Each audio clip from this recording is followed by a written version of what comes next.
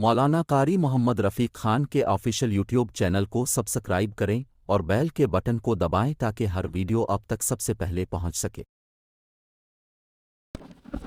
آپ کے سامنے ایک اور وظیفہ پیش کرنے لگا ہوں۔ جو لوگ جن کی زبان میں لکنت ہے اور اٹکتے ہیں، آئینے کے سامنے بیٹھ جائیں 100 مرتبہ وَاحْلُلْ عُقْدَةً مِّن لِّسَانِي، رات کو سونے سے پہلے اس طرح پڑھیں، ہر لفظ کو الگ الگ ادا ہو، ہونٹوں کا ہلنا، شیشے میں نظر آنا۔